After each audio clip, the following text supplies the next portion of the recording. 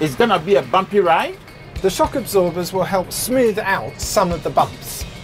Well, it's like one of the ways in which international trade helps improve food security. Trade cushions the impacts of local shocks.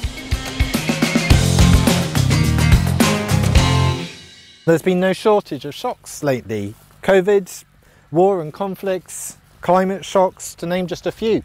By moving food from surplus areas to deficit areas, trade helps improve the availability of food. While this is important, it is not sufficient. Food must also be affordable.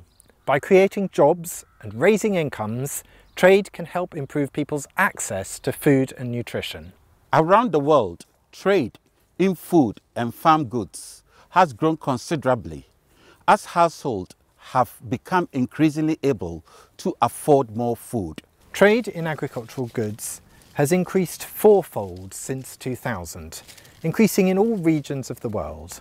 And it's been remarkably resilient to shocks, improving the stability of global markets for food. Food security exists when all people at all times have physical and economic access to sufficient, safe and nutritious food to meet their dietary needs and food preferences for an active and healthy life. That means no one should have to face hunger or malnutrition.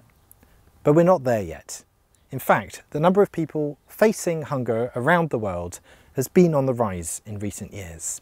In 2022, trade ministers at the WTO agreed their first ever declaration on food security. They committed to take concrete steps to facilitate trade and also committed to improve how global markets for food and agriculture function.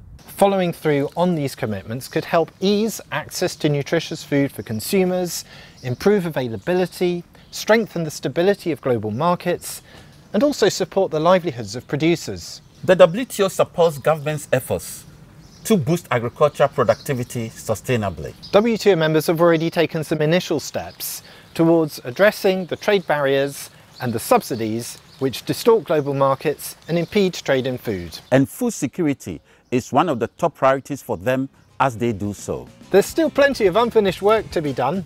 But we've come somewhere already. Yeah, but we need to accelerate. I agree.